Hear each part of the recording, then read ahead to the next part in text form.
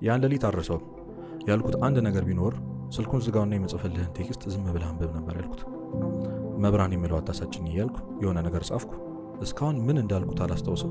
ደግሜ ገብቼ አላነበብኩትም። ስለዚህ እግዚአብሔር ይቅር የማይለው ኃጢአት አለ ወይ? አዎ አለ። እሱም ይቅር በለኝ አለ ማለት ነው። ለማኝ ብትሆን ይሻላል። እኔ ምንም መናገር ምችል ነዳይ ቁጭ ብሎ የሚለምን ሰው እግዚአብሔርን ከያዘ ሀብታም ነው። ለአንተ ለልጅህ እግዚአብሔር ማን እንደሆነ ካልነገርከው ዓለም ትነግረዋለች።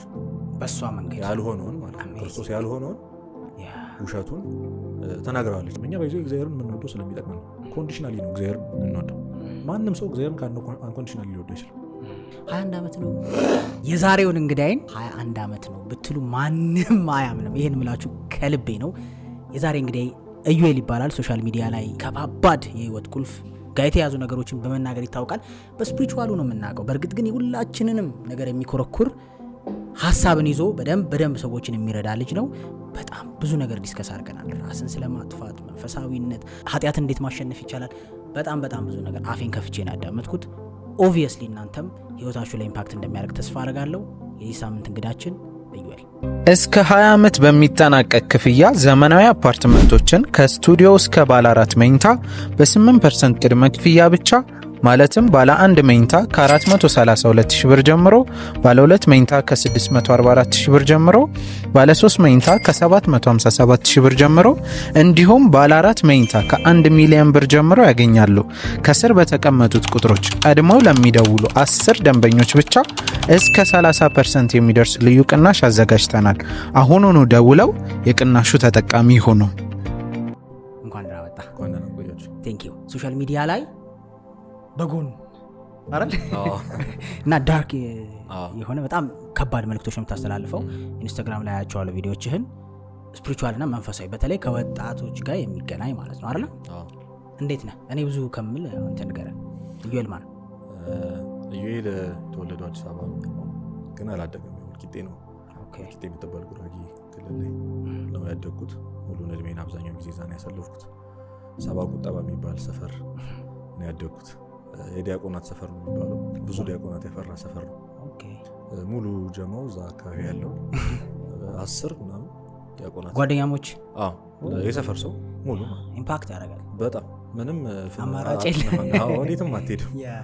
በጣም የሚደንቅ ኢምፓክት ነው ያሳደሩብን ታላላቆቻችን። ስለዚህ በእነሱ ምክንያት ተጎትተን ያው ቤተክርስቲያን መሄድ ጀመርን። ደብረ ብስራት ቅዱስ ገብርኤል ቤተክርስቲያን እዛ መማር ጀመርን። በጣም ከልጅነታችን ጀምሮ ነው። ገና 7 ዓመት አመት ወንድም አለኝ፣ መንታ ወንድም አለኝ። ኪሩቤል ሀብታሙ የሚባል አንድ ጎበዝ ወንድም አለኝ።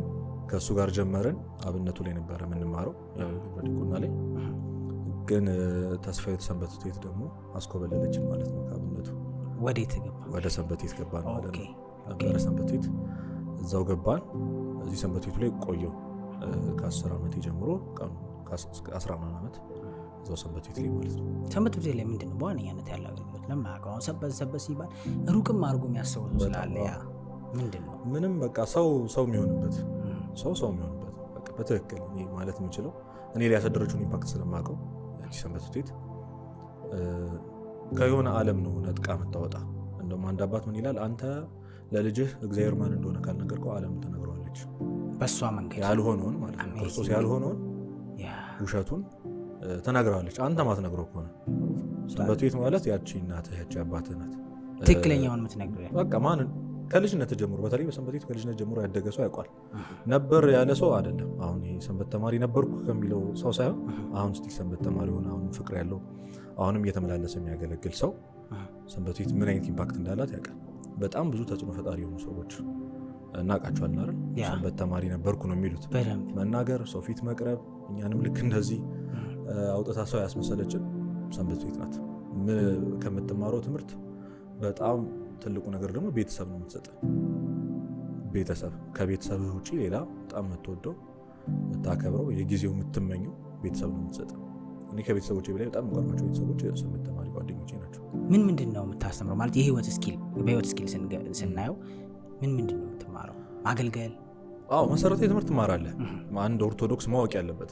አሁን እኔ በጣም የሚገርመኝ ጥያቄ 12ኛ ክፍል የሆነ ተማሪ አራቱን ሂሳብ ስሌቶች ምንድናቸው ብለህ ብትጠይቀው ባያቅ ታፍርበታለህ አይደል?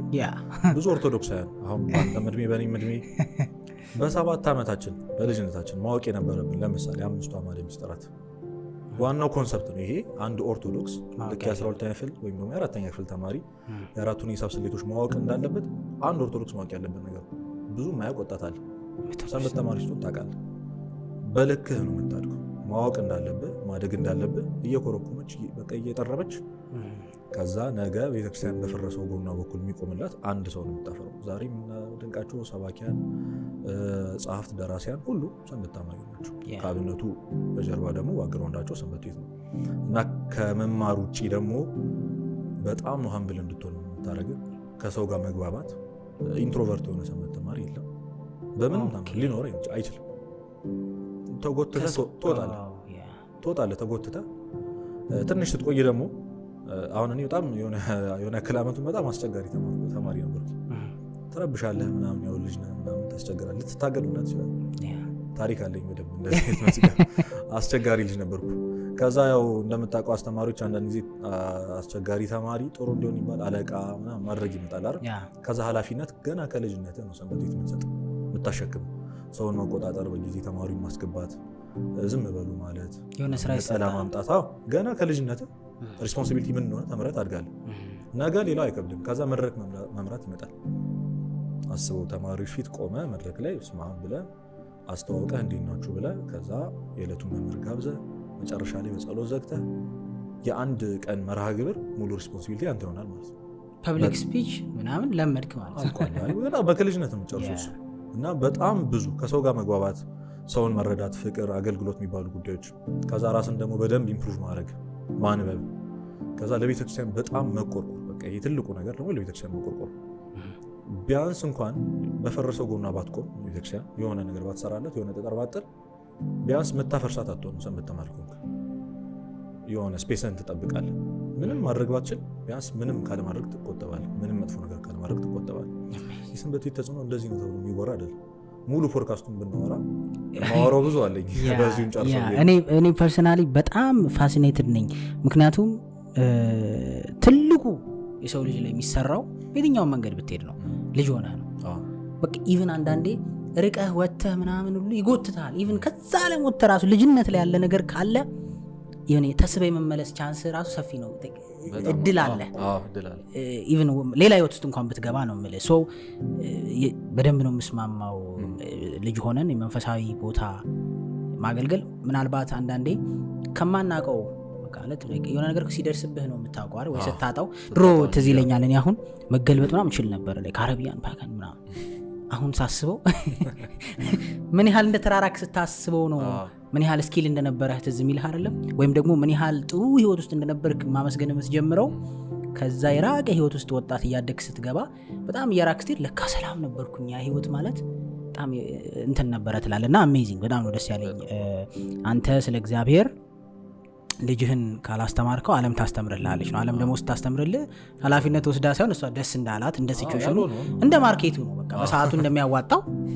ኤግዛክትሊ አሜዚንግ። ከዛስ? እሺ ሰንበት ሰንበቱ ሴቱ ነው። ከዛ ማስተማሩ ምኑ ቀስ እያለ መጣ። በተለይ ደግሞ በኪነ ጥበብ ክፍል ላይ ነበር በደንብ ያገለገልኩት 3 ዓመት በተከታታይ 3 ዓመት 6 ዓመት በሰንበቱ ኪነ ጥበብ ክፍል ተጠሪ ሆኜ ማገልገል። ከዛ በጣም የሚደንቅ ነገር መጣ።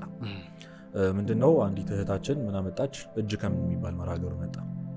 ስቲል እስካሁን በጣም ነው ማመሰግናት እሷን ያን መርሃ ግብር ማምጣቷ። እጅ ከምን ምንድነው? አንተ የሆነ ግጥም ይዘህ መጣት ትችላለህ፣ ጽሁፍ፣ ሀሳብ ጀስት የፈለግከው ነው። ከዛ ማክሰኞ ማታ ማታ ነው የሚሆነው። ክብ ይሰራል፣ ሁሉም ሰው የራሱን ነገር ያቀርባል፣ ሀሳብ ይሰጥበታል። እዛ ላይ ለምሳሌ እኔ ትንሽ ኮምፕሊኬትድ የሆነ ሀሳብ ባቀርብ አንተ ትገምታለህ፣ እንዲህ ለማለት ፈልጎ ነው ብሎ ሁሉ ይገምታል። እና በመሀል ራሱ ያላሰብከውን ጥሩ ሀሳብ ሊገምቱልህ ይችላሉ።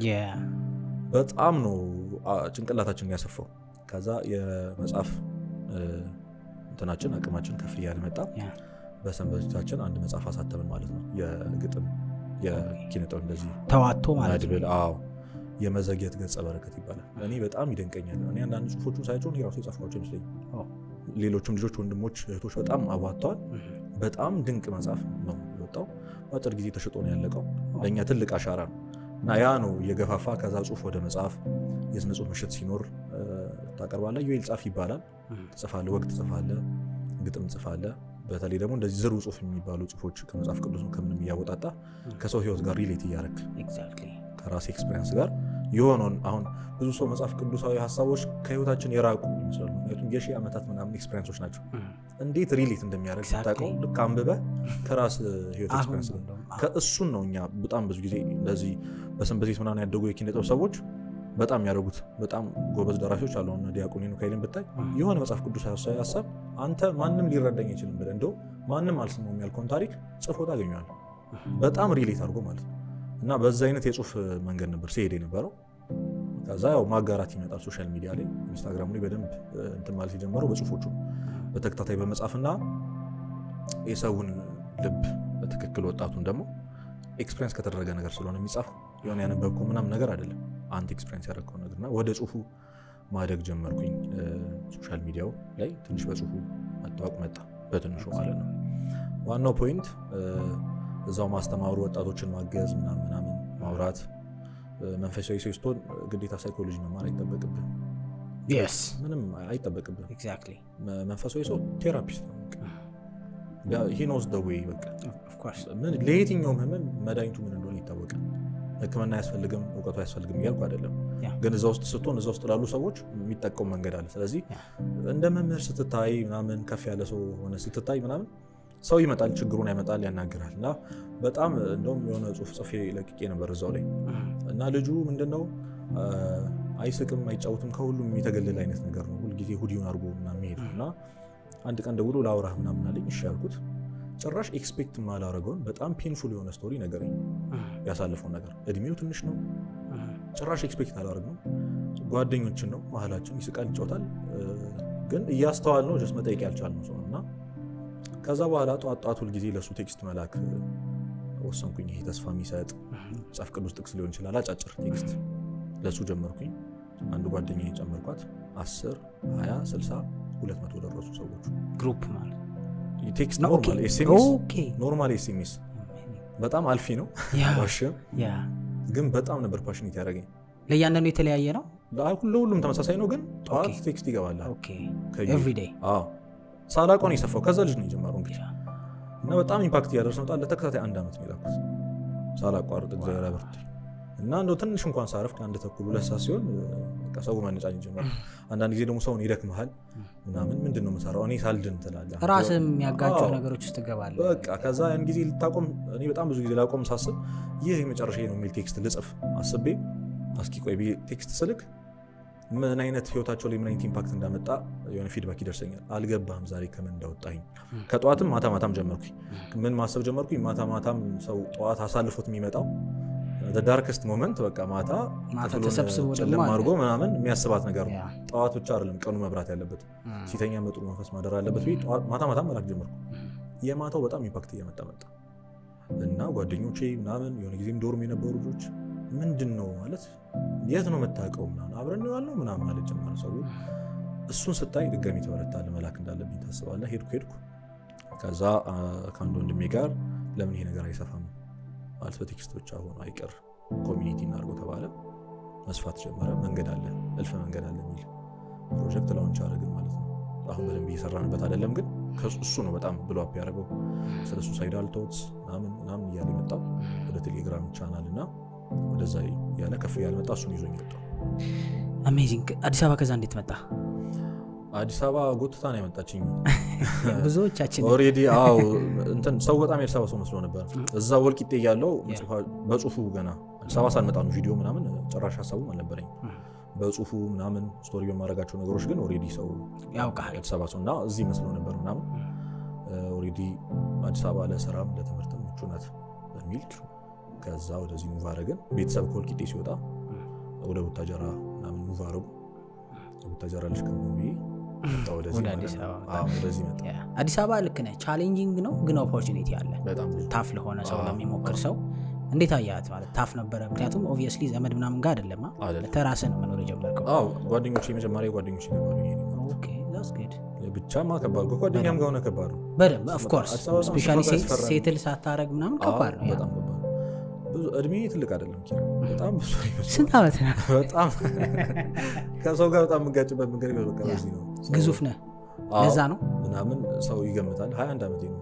አሜዚንግ that's nice 21 ዓመቴ ነው እና ያ ገና የብርሃኑ ነጋ ትውልድ ነኝ ማለት ነው። ዘባች እንኳን እዚህ በቅርብ 21 በጣም እና ሰው በጣም ይገምታል። እና እንደውም አንዴ ዲጂቢ ጉባኤ ምናምን ጠርቶኝ እነሱ ጂሲ ናቸው እስኪ ስለ ላይፍ ምከረኝ ይለዋልና እድሜን ገምቱ ምናምን ብያቸው በቃ የሚጠሩት እድሜ ልክ አይደል። ወንድሜ መንታ ወንድሜም ደግሞ አሁን ብታዩ በጣም ይገርማል። እና እሱ እንደውም እንዳላስፈለው ብዬ ነው እንጂ ቢሮ ምናምን የትም ቦታ እድሜውን በትክክል አይናገርም። በቃ ልጅ እንዳለው ነው የሚታሰበው ምናምን። ግን በቃ እሱም በጣም ግዙፍ ነው፣ ከኔ በላይ ግዙፍ ነው። ልክ እንደዛ በዛ ነው። እና ያን ያህል በጣም ብዙ ያሳለፍኩት ነገር ስለሌለ በስራም በምንም ያህል ፈርደር ስላልሄድኩኝ አዲስ አበባ ትንሽ ታስፈራ ነበር። ያ ኦፍ ኮርስ አንዱ ለቀን ራሱ ከቤት አልወጣም። ምን ያህል ጊዜ ሆነ ከመጣ? ቆይ አመት ከምናምን እና በ20 ዓመት ምናምን 19 ዓመት ሙቭ አድርገህ ማለት ነው። ስታፍ በጣም ከባድ እንዴ! ምክንያቱም ድፍረቱ ራሱ ኬት መጣ? ከባድ ነው በጣም። ከዛ እዚህ የምታውቃቸው ሰዎች ሁሉ ያላምዳሉ። እጅግ በጣም የሚደናነቁ ወንድምና እህቶችን አገኙ። ያላመዱ በየቀኑ እያስወጡ ምናምን። ከዛ ስራም ተጀመረ ምናምን። የሆነ ያክል ጊዜ በቅጥር ሰራው። ያው ቅጥር ስራ ታውቀዋለህ እንደማይሆን ይገባል ይሆን ይችላል። እና አዛት ሞመንት ነው ቪዲዮ በጣም የሚገርምህ። የመጀመሪያዎቹ ቪዲዮዎቹ እኔ የመስራት ሀሳቡ አልነበረኝም፣ ጭራሽ አልነበረኝም። እንዲህ በፕሮዳክሽን ስራ ላይ ነበረ፣ መንፈሳዊ ሚዲያ ላይ ነበር የምሰራው። እና የሆነ ዶክመንተሪ ቀርጸን ሴታፑ ምናምን አሪፍ ነው። ልክ ልጅቷ ስትነሳ እስኪ ቀረጸኝ ምናምን ብዬ ከማውቃቸውን ሀሳቦች የሆነ ፖድካስት አስመስዬ ነው ፊቴን ወደዛ ስቲል እስካሁን ሰው ዌር ኢዝ ዘ ፉል ፖድካስት ይለኛል። አልናገርም እሱን እንጂ ፖድካስት አይደለም። እና ተቀረጸ ሾርት ቪዲዮዎች ናቸው። ምንድነው አይዲያው? ሰው አይኑን እያየው ወንድሜ ምናምን ብለህ ስትነግረው አይወድም። በቃ ለሱ ብለህ እንደመጣ የሚያስብ ሰው አይወድም። በጣም ብዙ ሰው ኢጎ ይፈታተነዋል። ሊመክረኝ ነው ከዛ አንተ ኪራ መክሮኝ ተመለሱ አይልም ወጣ። ስለዚህ በሆነ ወይ አሁን ፖድካስት ሲሆን የተቆራረጡ እንትኖች ቫይራል የሚወጡት ሰዎች የሚሰማቸው ለምን ይመስላል? ይሄ ሰውዬ እኔን አስቦ አይደለም እያወራ ያለው ራንደምሊ ነው፣ ግን ከኔ ጋር ሪሌት እያደረገ ሜይ ቢ እግዚአብሔር ሊናገረኝ አስበው ምናምን ብሎ ወደ ራሱ ይወስዷል። ዳይሬክት ስትናገረው አይወድም። ትሩ ባይ ዘ ዌይ እኔ በጣም ብዙ ጥያቄ ተጠይቄያለሁ። ለምን ካሜራ ማታየው? አፍ ሴድ ብዙ ጊዜ ካሜራ ካየ አይሰማም ሰው። ምክንያቱም አንተ በላይ እሱ የበታች ያደረገው ይመስላል። ስለዚህ አይ ውድ ራዘር ለነ አቢኒ ለነ ናቲ ብሩክ ማወራ ሲመስለው ግን ተደብቆ እያዳመጠ ነው ይመስለው እንጂ አክቹሊ ያ ነው ኢንቴንሽን እንጂ ካሜራ ፍራቻ አይደለም። ብዙ ሰው እንደውም ካሜራም ስለምትፈራ ይመስለዋል። ማንተ ካሜራውን እያያወራ እንጂ ምናምን ዛስ ፍላና አንተም ፕሩፍ አረክላቸው ነው። ያ ከዛ እሱ በጣም ብሎ አልጠበቁም፣ ኤክስፔክት አላደረኩም። ሪድ ያለም እውነቱን ለመናገር ባንዴ ነው ብሎ ያደረገው። የተቀረጹት ቪዲዮዎች የተቆራረጡ ተለቀቁ። ደገምኩት፣ ሄደ፣ በጣም ሄደ።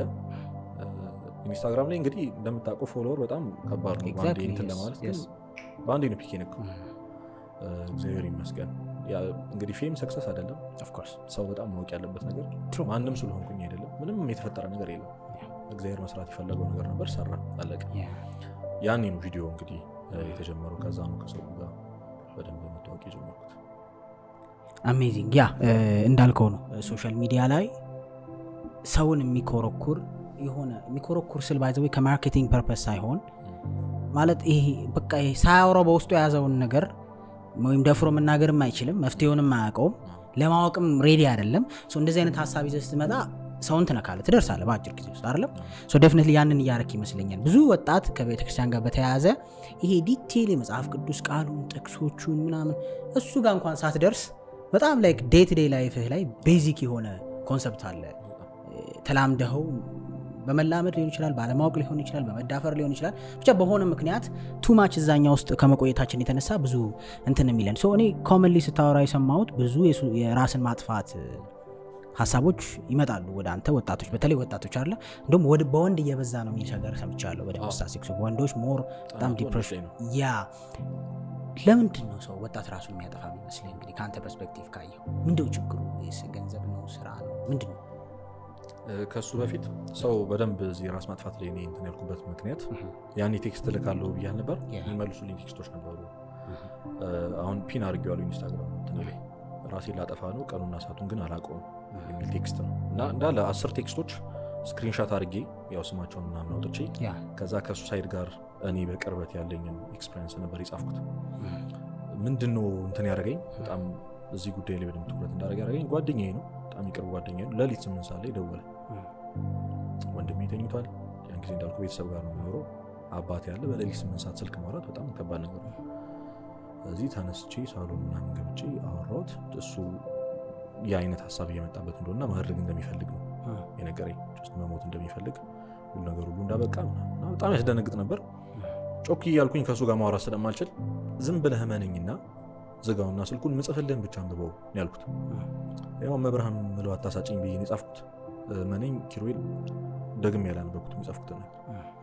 እግዚአብሔር ነው ያን ያደረገው። ተመለሰ ልጁ።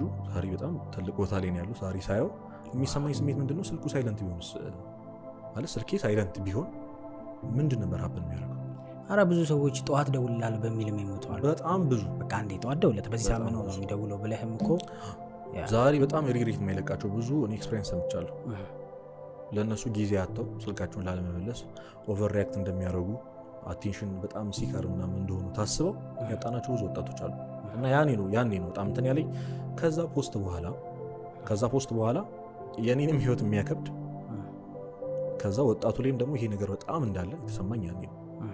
እና ያው ኢሞሽናል ትሆናለህ ምናምን። ያን ጊዜ ደግሞ ምን ነበር ብንሄድ ይሻለናል የሚለው ያ ትሬንድ መጥቶ እንግዲህ ራስ ማጥፋት እንደ ትሬንድ ታይቶ ራስ ሲጠፋ የነበረበት ሰሞን ነበር። ያ ፖስት ነው። እዛ ኢሞሽናል በጣም ነበረ። ጽሁፉ በጣም ኢሞሽናል ያመረጋል። እና ቴክስት ሚ ብዬ ስልኬን ጽፌ ነበረ። ሶሻል ሚዲያ ዩዘር ኔሞችን ማስቀምጬ ነበር። ከዛ በኋላ የሚደርሱኝ ነገሮች የሰው ልጅ እውነት ያከብሩ። አጭር ነው ቴክስቱ። የጻፍኩት ካፕሽን ነው። በቃ ምን ያህል ነው? በጣም አጭር ናት። ካን ዊ ሪድ ኢት? ይቻላል።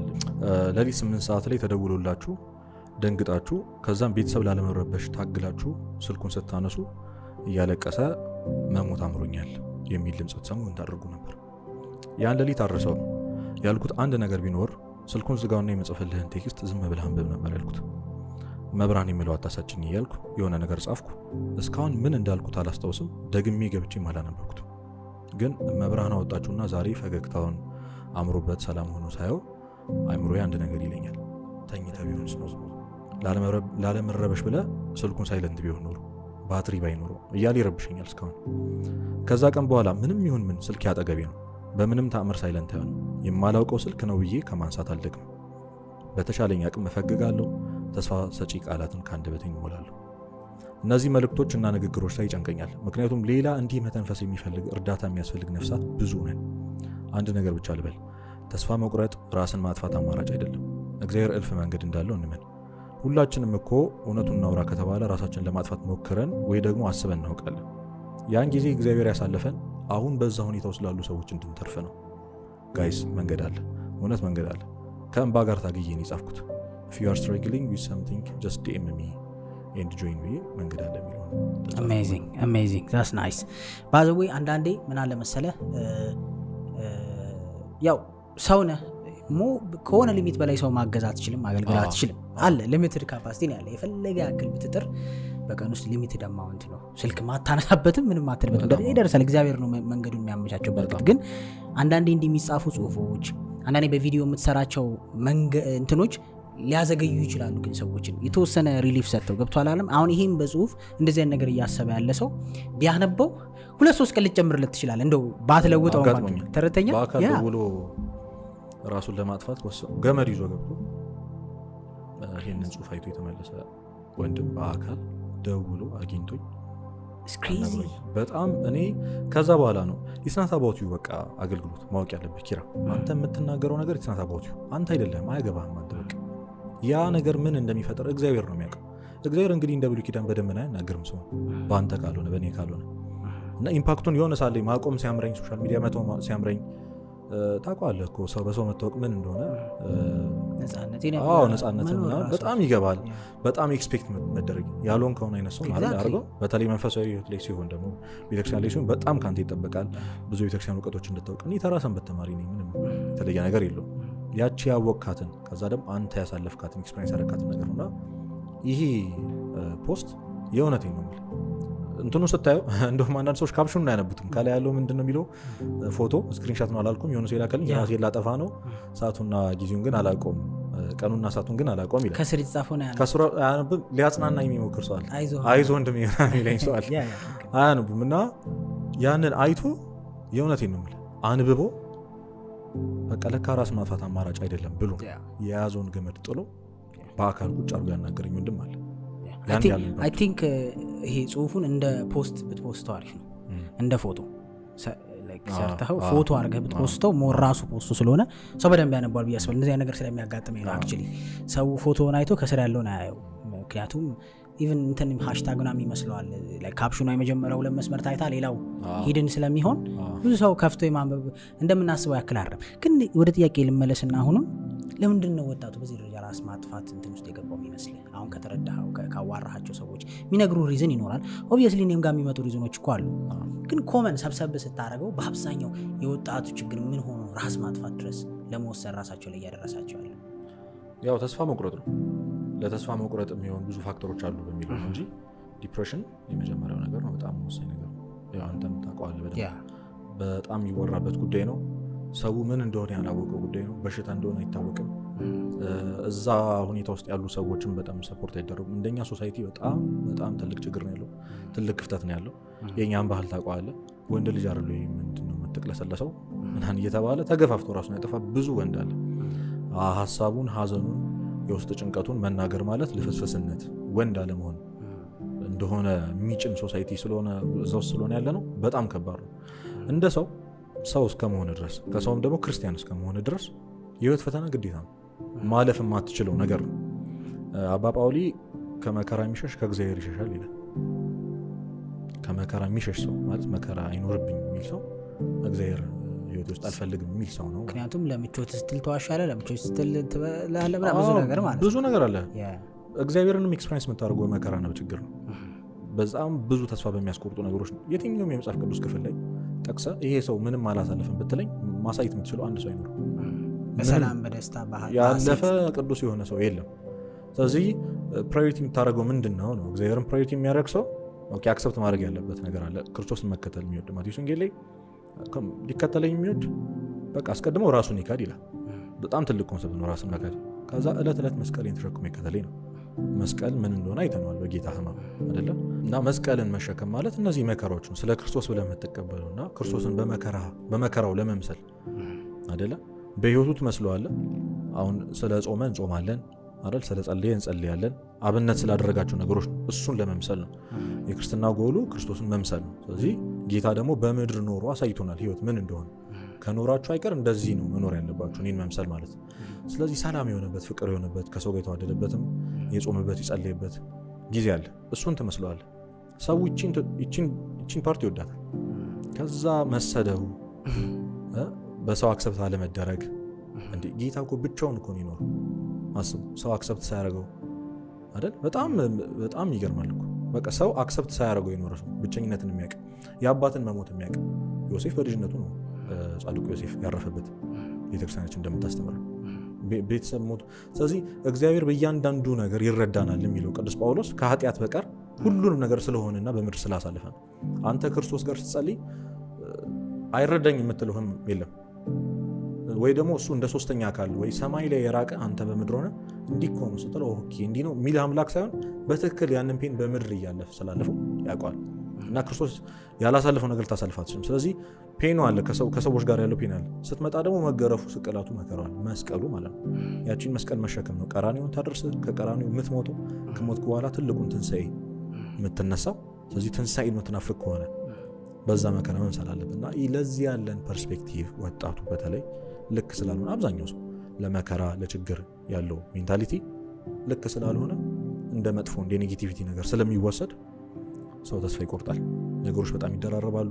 ኤክስፔክት የምናደርጋቸው ነገሮች ይፈርሳሉ። ዓለምን ታውቃታለህ፣ በጣም ከባድ ዓለም። አሁን ደግሞ ጄኔሬሽኑ በጣም ከባድ ነው። የፈለግከውን አይነት ሰው መሆን አትችልም። በጣም ከባድ ነው። ሶሻል ሚዲያ የሚባል ጣጣ መጥቶብናል። ጊዜ ዲስከሽን በጣም ሶሻል ሚዲያ ሰው ራሱ ነው። በጣም ወጣቶች አሁን ራሳቸውን ያወዳድራሉ። በጣም አሁን ያለንበት ጊዜ ታውቃለህ፣ ወጣቶች በጣም ሶሻል ሚዲያውን በምኑ በወጣትነታቸው ሰክሰስፉል ነን ብለው ነው የሚታሰብ አይደል? እንደዛ ብለው ራሳቸውን አፕሮች የሚያደርጉ ብዙ ሰዎች አሉ። ያንን ቁጭ ብሎ አልጋው ላይ ተጋድሞ ስርዓቱ ብዙ ወጣታል ትልቅ ነው። አዎ እንግዲህ አስቡ ምንድነው በ40/60 አከፋፈል ማለትም 40% በ3 ዓመት በካሽ ከፍለው 60%ቱን ደግሞ በባንክ አያይዘው እየኖሩበት በመክፈል የቤት ባለቤት መሆን እንደሚችሉ ያውቃሉ?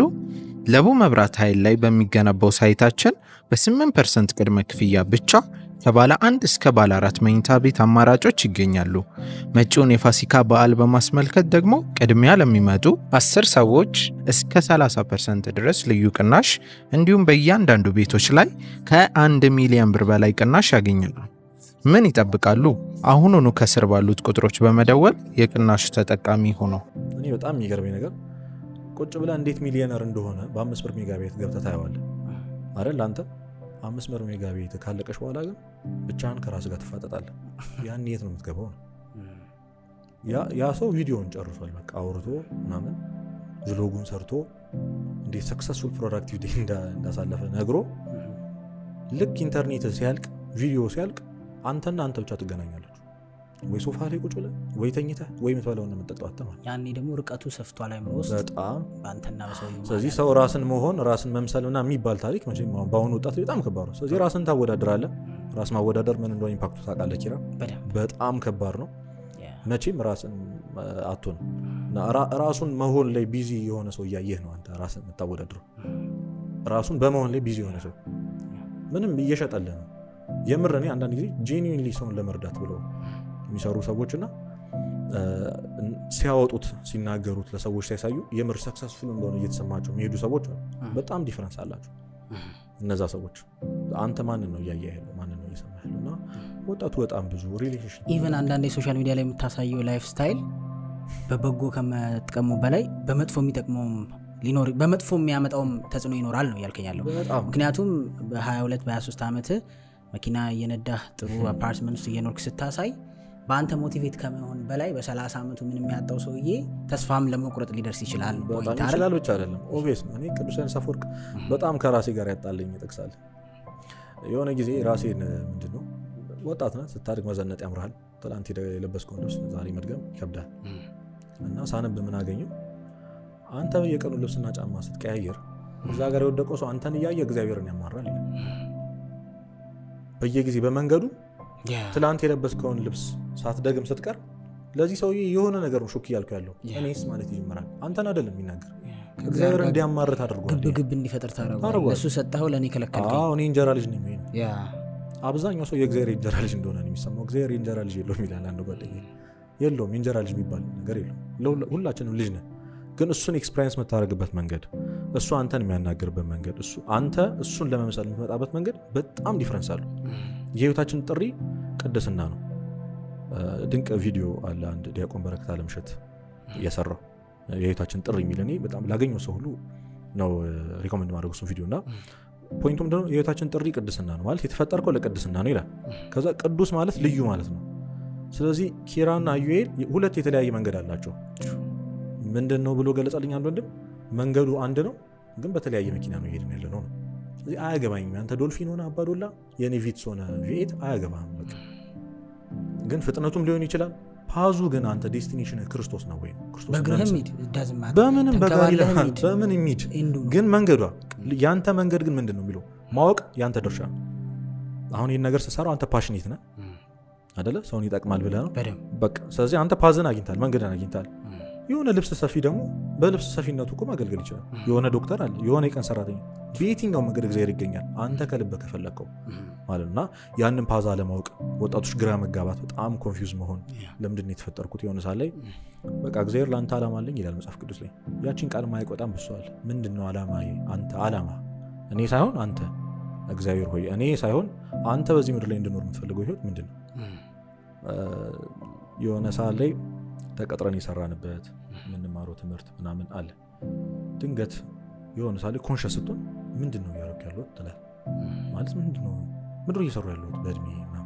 አብዛኛው ሰው እንደውም ልደቱ ላይ ነው ያደገ ሰው 20 ቤት የገባ ሰው የልደቱ ቀን ምንድን ነው ወይ አዲስ ዓመት ወይ ልደቱ አዲስ ዓመት እና ድንገት እኔ የሆነ ቀን ተደነግጣለህ ነው። እንደውም ሰሞኑን የሆነ ጽሁፍ ነበር ትንሽ ቻናል ላይ ዓለም ፕራንክ ታደርጋለች ጨርሳ ማለት ነው። ልክ ልትሞት ስትል ወይ ደግሞ ከሞትኩ በኋላ ዳዝንት ማተር ትላለህ። በቃ ወይ ተበላ እኮ አውቄ ነው ትላለች። ኖባዲ ኬርስ። ወይኔ በጣም ያንን ስሜት ዝም ብለህ አስበው አንተ።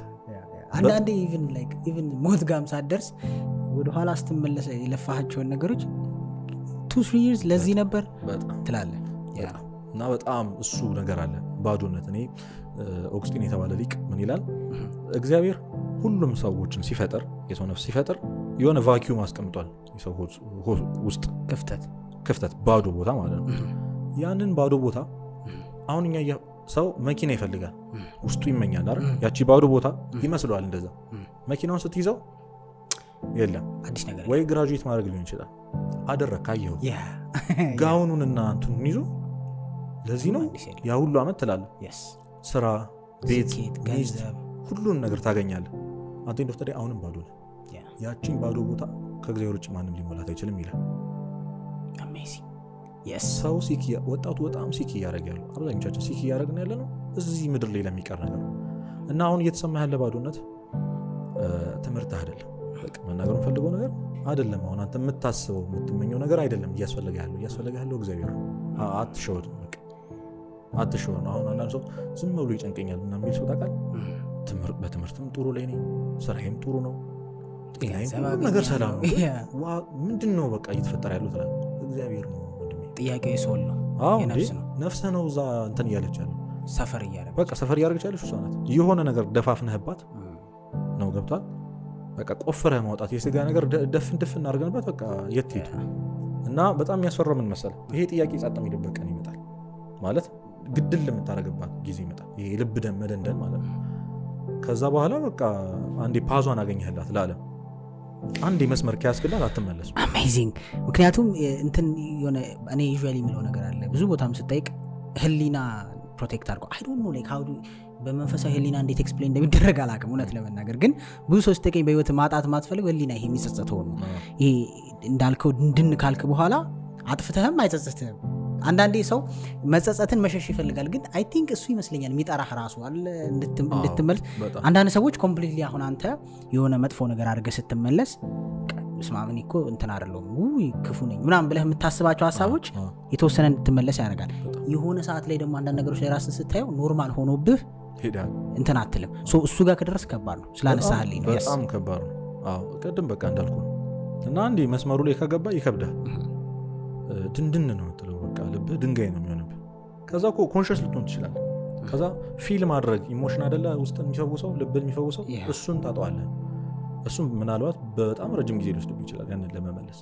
ድሮ መዝሙር ስትሰማ የምታለቅስ ሰው ሲቸገር የሚዘገንን ሰው ሞተ ሲባል የምትደነግጥ ሰው ዛሬ ኖርማል ትሆናለህ። ያኔ ኮንሽስ ሆነ ምን ሆኜ ነው ማለት ካልጀመርክ በዚሁ ከቀጠልክ እና ህሊና ያልካት ነገር አለች። ህሊና ምናምን ራሱ እግዚአብሔር ነው ነገራችን። ህሊና ማለት ለዛ ነው እንዴት ዲፋይን እንደሚደረግ አላውቅም። በቃ ህሊና ማለት እግዚአብሔር ማለት ነው። ሰው ሲፈጠር በቀኙ መልአክ በግራው ደግሞ አንድ የጨለማ መልአክና የብርሃን መልአክ አድርጎ ይሰጡታል። እኛ ቤተክርስቲያን የምታስተምረው ጥሩ ነገር ሹክም የሚልህ ያ ነው። ነገ እያንዳንዷን ነገር የሚመዘግብልህ ማለት ነው። ነገ ከሞትክ በኋላ ነፍስህ የኔ ናት ብሎ የሚከራከርልህ ጥሩ ነገርህን እያሰበ ከዛ ጎትቶ ያሰራህ ክፉ መልአክህ ደግሞ ጽልመት መልአክህ ደግሞ ቁጭ ብሎ የሚመዘግብልህ እያንዳንዱ ነገር። እኔ በጣም የሚገርመኝ ኪራ ሴጣን ፖይንቱ ምን እንደሆነ ታውቃለህ? ዓላማው ብቻውን አለመቃጠል እኮ ነው ሲኦል። ይሄ ሁሉ ጣጣ ማለት ብቻውን ላለመቃጠል ነው። አብሮት የሚቃጠሉ ሰዎች አብረው በሲኦል የሚሰቃዩ ሰዎች ለማየት ነው። ሌላ ምንም ነገር የለም። ሹክ የሚልህ ቤተክርስቲያን እንድታው እግዚአብሔር እንድታው ቤተክርስቲያን እንድታው ያደረገ አብረው እንድትቃጠል። ይሄ የገባው ሰው እንዴት ነው ከእግዚአብሔር ሊርቅ የሚችል? እና ወደ ፖይንቱ ስመለስ የዚህ ሁሉ ጣጣ ከእግዚአብሔር መራቃችን ነው። እና ሰው ነገሮች ይደራረባል። ለእግዚአብሔር ያለው ለክርስትና ያለው ፐርስፔክቲቭ ልክ ካልሆነ መጨረሻ ላይ መፍትሄ ብሎ የሚያስበው ሞትን መምረጥ ነው ማለት ነው። በገዛችሁ ራስን ማጥፋት የሚመጣው በጣም ብዙ ወጣቶች ያም ሐሳብ የዚህ አሁን ያልከው ነው የሚሆነው። ለምሳሌ ከሞት በኋላ ህይወት እንዳለ የሚያምን ሰው ራሱ እንዴት ያጠፋል? ኪራ ኢተርኒቲ ላይፍ ወይም ዘላለማዊ ህይወት እንዳለ የምር ከልቡ የሚያምን ሰው ራስ ማጥፋት ኃጢአት ነው ከተባለ ኃጢአት ወዴት እንደሚመራ የሚያውቅ ሰው እንዴት ራሱን ያጠፋል? አንድ አሁን ደግሞ ሰሞኑን ምን እየተባለ እንዳለ ታውቃለህ? በጣም ብዙ ወጣቶች ራሴን ማላጠፋው ራስ ማጥፋት ኃጢአት ስለሆነ ብቻ ነው እንጂ መኖር ምክንያት የለኝም ይላል። ምንም አንወሻሽ፣ ብዙ ሰው ራሱን ከማጥፋት የያዘው ኃጢአት መሆኑ አጥፍታትም ምናምን የሚለው ነገር የሆነ ብቻ የሚያስፈራ ነገር ነው። በነገራችን ላይ ራስ ወዳድነት እኮ ራስ ማጥፋት እኔ በጣም ይቅርታ ይሄን መናገር በደንብ አልፈልግም፣ ግን ራስ ማጥፋት ይሄ the highest selfishness ማለት ነው፣ በጣም ትልቁ። በዚህ አጋጣሚ ሜንሽን ማድረግ የምፈልገው ነገር ምን መሰለህ፣ ይቅርታ እኛ እያወራን ያለ ነው መንፈሳዊ ፐርስፔክቲቭ ነው፣ የሜንታል ሄልዝ ሳይንስ እያወራን አለ። ምክንያቱም አንዳንድ ሰዎች ከእግዚአብሔር ጋርም አይገናኛል ብለው ማያስቡ ሰዎች ስላሉ የእነሱን ሀሳብ እየገለጽን አይደለም ነው። ኦፍኮርስ ሜዲካል ሀሳቡ የሚለው የራሱ ነገር ይኖረዋል።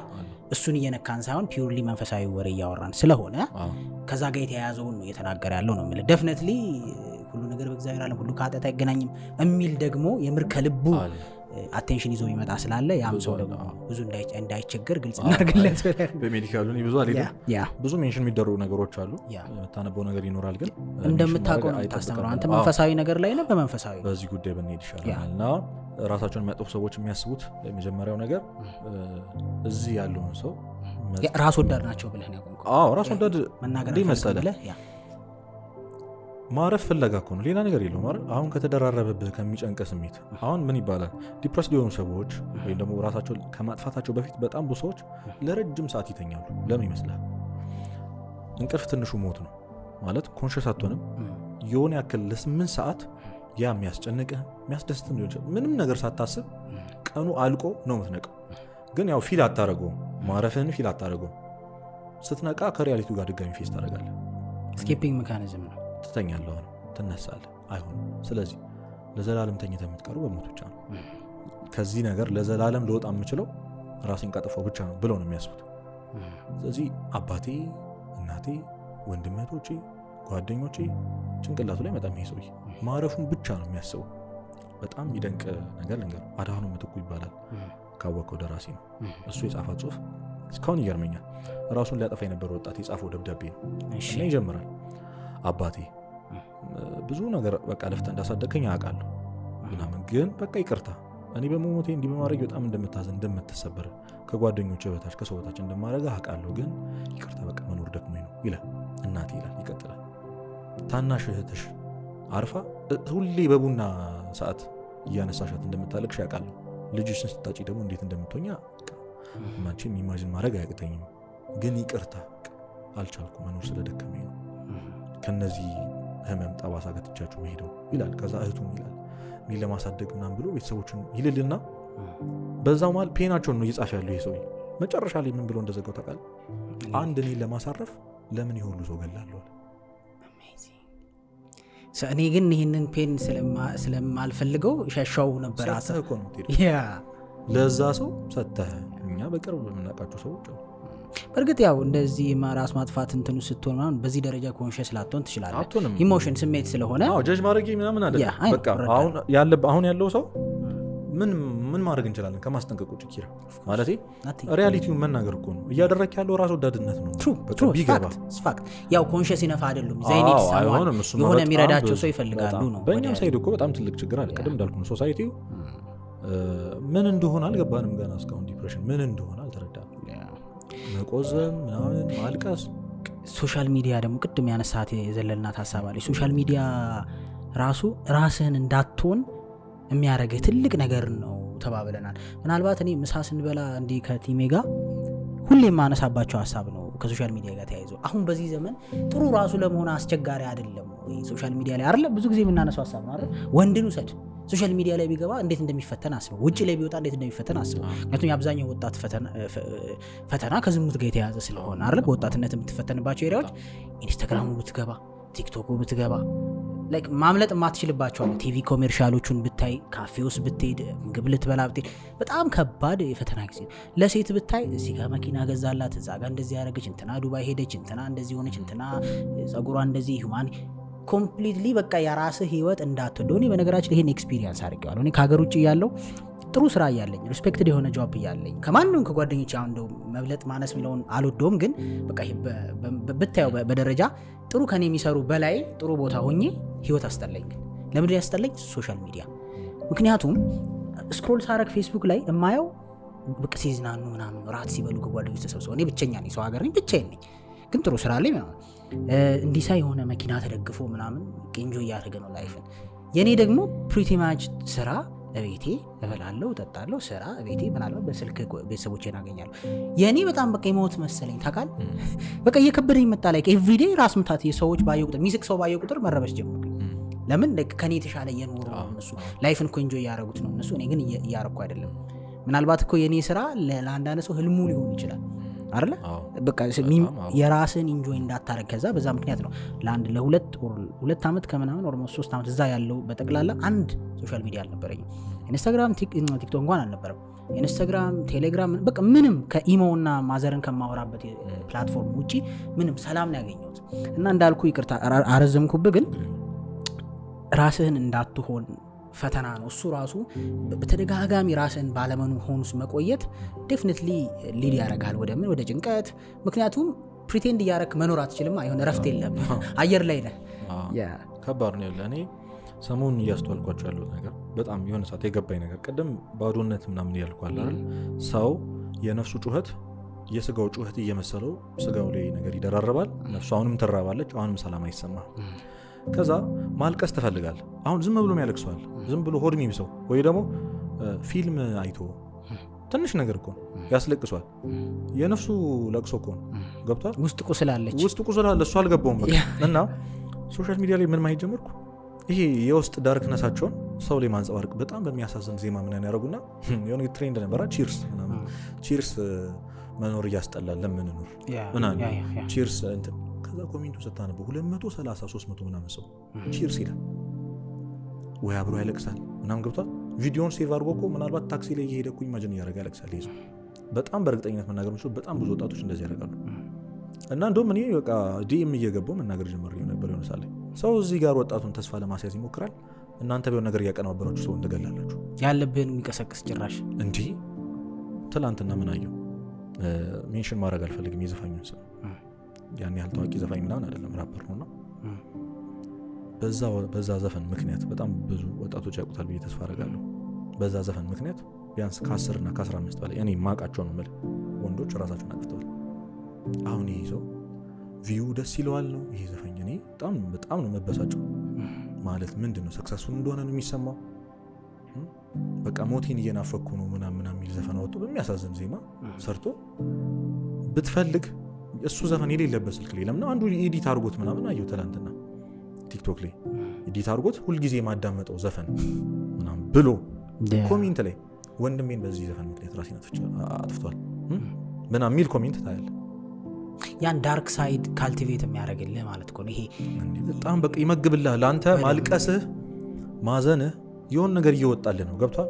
ሰበብ ፈልጎ የሚያለቅስ ወጣት እኮ አለ። ኢማጂን ያደርግ እናቱ ሳትሞት እኮ የእናቱን ፊነራል እኮ ኢማጂን ያደርግ የሚያለቅስ ወጣት አለ። ለመሰል ውስጡ ማዘን ይፈልጋል። እቺ የነፍስ ጩኸት አለች እዚህ ጋር እግዚአብሔርን ያላገኘች መንፈሳዊ ነገር ያልተመገበች ጾም ጸሎት መንፈሳዊ ተግባራት ያልተመገበች ነፍስህ እየጮች ነው። ስለዚህ ውስጥህ ማዘን ይፈልጋል፣ ማልቀስ ይፈልጋል፣ ስለ ኃጢአትህ ማልቀስ ይፈልጋል፣ እግዚአብሔርን ስለመበደለ እስከዛሬ ሰው ስላለመሆን በቃ እግዚአብሔርን ምሳሌ አምሳያ አይደለ ፍጥረትን አይደለ አንተ እሱን ባለመሆን ነፍስህ እያለቀሰች ነው። ያንን ማዘን ሰው ፊልም እያያለቅስበታል፣ ዘፈን እያዳመጠ። አንዳንድ የፍቅር ዘፈን ስታዳምጥ እኮ ፍቅረኛ የሌለው ሰው ይናፍቀዋል። የሆነ ሰው ቁጭ ብሎ ምናምን ሌላ ሀገር እንደሄደችበት ቁጭ ብሎ ሲያለቅስ ምን ሆነ ነው ዘፈኑ ይላል። ምንም ሪሌት አያደርግም። በጣም ከባድ ነገር ነው በእውነት። ይሄ ይቀላል ነገር በቅርብ ነው አንደርስታንድ እያደረኩ የመጣሁት። እና የሚሰሩ ሰዎች አቁሙ ስለ እግዚአብሔር ብላችሁ በቃ እንደዚህ የምታደርጉ ሰዎች ላይኩ አይጠቅምም። ብር ቢኖረው እኮ ጥሩ። አሁን ቲክቶክ በላይክ ልክ አይከፍልህ፣ በቪው ልክ አይከፍልህ። እንደው እያገኘበት ነው እንኳን ብትል እንደው ገንዘብ ስላለው ነው የለው ገንዘብ የምታገኘው ነገር ሰውን የሰውን ልብ የሚሰብር ነገር እየሰራ ብቻ። ግን ጀነራሊ እንደ አንተ ካልከው ተነስቼ ሰው ብሶት ላይ ነው። በጣም ብዙ ቁስል አለበት። ግን ቁስሉን በማባበል መፍትሄው ጋር በመሄድ ሳይሆን ቁስሉን በማባበል ኮንስተንትሊ የሆነ ተደጋጋሚ የሆነ ታሪክ ኦር ስቶሪ በመፍጠር እንዳልከው ኢማጂነሪ ስቶሪ እኮ ነው። በቃ ብትመለስ እናትና አባት እያበሉህ ነው፣ እየተማርክ ነው፣ ጥሩ ለብሳ ምንም አልተቸገርክም ኮምፔር ቱ ከሌሎች ሰዎች ጋር ራስ ብታወዳደር። ግን እንደተቸገርክ ዓለም እንዳልተረዳችህ ሰዎች እንዳልተረዱ ፊል የምርም ምክንያቱም ኢማጂነሪ እና ሪያሊቲ እኮ ዘ ሴም ቲንግ ነው። ብሬን ውስጥ ነው ፕሮሰስ የሚደረገው አይደል? አክቹዋሊ ያ ነገር ሀፕን ቢያደርግም ኢማጂን ብታረገው ዘ ሴም ቲንግ አይምሮ ነው ማክሰፕት የሚያደርገው እንደዛ ኤግዛክትሊ እንደሆነ ነው ያ ምንም ጥያቄ የለውም ምክንያቱም ዘ ሴም ፖታ ነው ምክንያቱም ኢማጂን ስታደርግ ሴም ሆርሞን ሴም ኬሚካልስ ነው ሰውነት ሪሊዝ የሚደረገው ሪያሊቲው የምታገኘው ያን ነገር ዘ ሴም ሆርሞን ዘ ሴም